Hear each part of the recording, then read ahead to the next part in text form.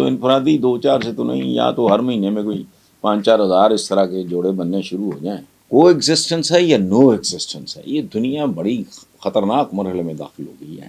پلے ہوتا کچھ نہیں ہے، ایک دوسرے کا بیڑا غرق کرنے پہ ایک نفرتیں، بیڑا غرق نہ بھی کریں، نفرتیں، عداوتیں، فاصلے، اور مل جل کے چلو.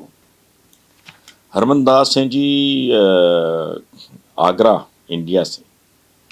تو وہ کہتے ہیں جی حسن بھائی، ان دنوں سوشل میڈیا پہ دوستی ہونے کے بعد پاکستان سے بھارت اور بھارت سے پاکستان پہنچ جانے والی 2 خواتین کا چرچا ہے. پاکستان آنے والی خاتون نے تو اسلام قبول کر کے اپنے دوست کے ساتھ نکاح بھی کر لیا. میرا آپ سے سوال یہ ہے کہ اس طرح کے انفرادی اقدامات 2 ممالک، خاص طور پہ پاکستان اور بھارت کے تعلقات پر کوئی مثبت اثر ڈال سکتے ہیں؟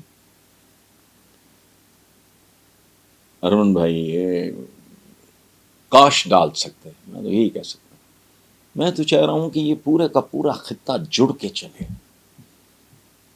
لیکن I don't know why there must be something wrong with my mind کہ میں اس طرح سوچتا ہوں. میں 2-3 بار گیا ہوں انڈیا، آپ کے آگرہ بھی بڑی محبت سے، فتح پور سیکری بھی گئے.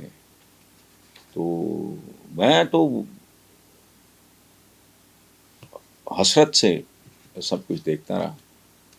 میں آج بھی سوچتا ہوں کہ اگر یہ سارا معاملہ سیدھا ہو، آئیں جائیں ملیں، آپس میں ٹریڈ کریں، عجیب و غریب طرح کا ایک مائنڈ سیٹ ہے یہ. شاید there is something wrong with our D N A subcontinent. ہم نے صدیوں اکٹھے گزاری ہیں. ہماری بے شمار ذاتیں، ان کے ساتھ جو لفظ لگے ہوئے ہیں وہ بتاتے ہیں کہ یہ کہاں سے کنورٹ ہو کے. راجپوتی لے لیں آپ، یہ بھٹی لے لیں، اور یہ رندھاوے اور جنجوے اور اس طرح کا. ایون جو ہمارے تھے چیف باجوہ جو تھے، ہاں، تو قمر جاوید باجوہ صاحب، وہ باجوہ اوریجنلی. تو یہ ہمارا there is something wrong with our D N A, کو پرابلم ہے. دیکھو کو ایگزسٹنس ہے یا نو ایگزسٹنس ہے، یہ دنیا بڑی خطرناک مرحلے میں داخل ہو گئی ہے. ہم جیسے لوگوں کا علم میں کیا سروائیول، پلے ہوتا کچھ نہیں ہے، ایک دوسرے کا بیڑا غرق کرنے پہ ایک نفرتیں، بیڑا غرق نہ بھی کریں، نفرتیں، عداوتیں، فاصلے، اور مل جل کے چلو، اس میں برکت ہوگی.